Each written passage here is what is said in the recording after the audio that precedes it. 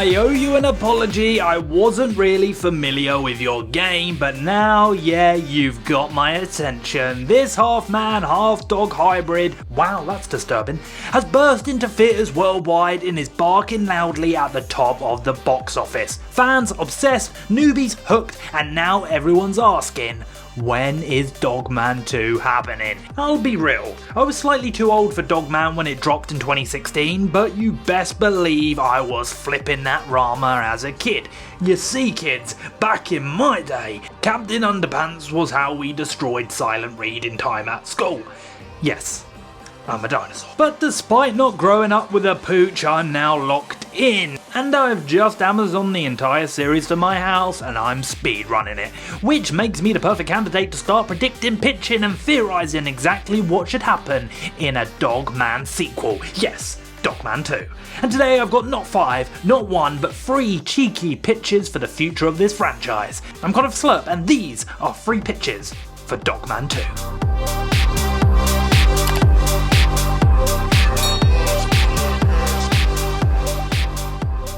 Number 3. Dogman and Cat Kid.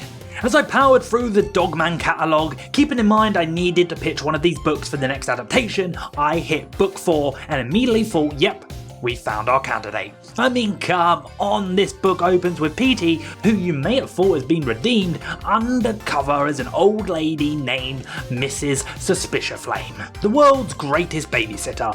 And yeah, I was sold. I need to see this on the big screen, but wait, it gets even better. The entire plot of the book, well, it's based around Hollywood, and yeah, that's perfect for an actual Hollywood movie. Yes, that's right, a major part of this story revolves around a movie adaptation of Dogman's life being filmed. Tell me that wouldn't be a dream for DreamWorks to adapt. They could go wild with the material. They have over-the-top studio executives, bloated spectacle, and oh yeah, the actor playing Dogman in the movie? Yeah, that makes Chris Pratt as Mario look like perfect casting.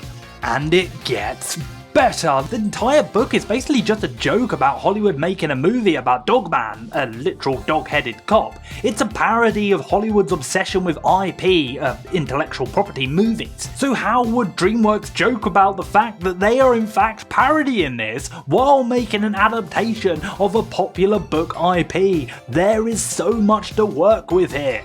And it's not just Hollywood that they could parody. This is where the Dogman series fully leans into the superhero genre. Little Petey gets obsessed with becoming a superhero, Dogman becomes the Dark Knight for the first time, and let's be honest, if Dogman 2 doesn't give us the Dark Knight, is it even a proper sequel? I mean, how many Batman movies have there been? You know, animators would have a field day parodying Bat history in a Dogman movie. But I've got to be real, I do have some hesitation with Dogman and Cat Kid being the next movie to adapt. And my hesitation is that Petey does kind of go full on villain again. And yeah, that's a trope in the books, but in a movie sequel? I don't know. The first movie gave him such a good redemption arc that making him fully bad again might feel a little bit jarring, but don't worry, I might just have a fix for that. Number 2. Lord of the Fleas. Alright, out of my deep dive into the Dogman literary canon, Lord of the Fleas is easily my favourite so far, and honestly, it just makes so much sense as the next movie. Why? Because it gives Petey so much to do. Early on we see Petey's backstory. He was once in a group called the Critter Scouts, but got wrongfully blamed for chaos and kicked out. In response he went full on villain, disbanding the Scouts and ruining things for Piggy, Crunky and Bub, who later became the Fleas, a gang bent on revenge. And listen, this is why I need this to be adapted next.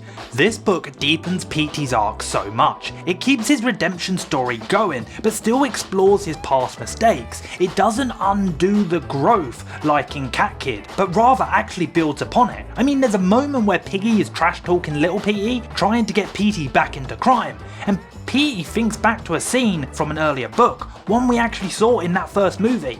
It's such a powerful moment of growth, and I love that it directly ties into the emotional arc of the first movie.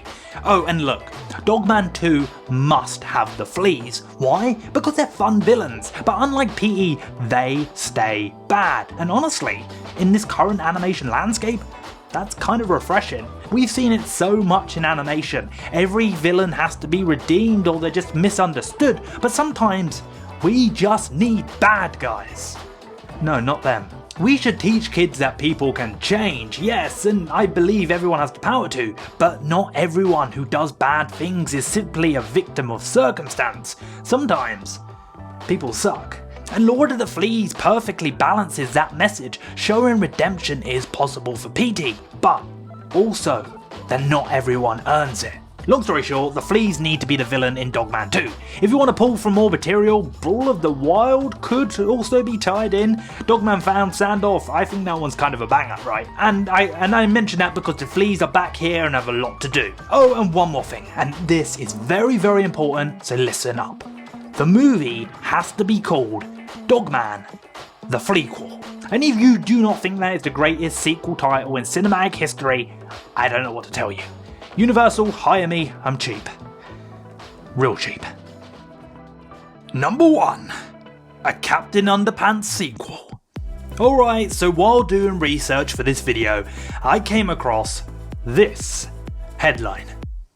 And I've got to be honest, it sat weird with me, because in my circles, nobody has forgotten Captain Underpants. If anything, I see fans clamouring for a sequel all the time because the first movie absolutely slapped. It had a great response, it was literally called the first epic movie, and there are so many books waiting to be adapted, you'd think a sequel would be greenlit immediately.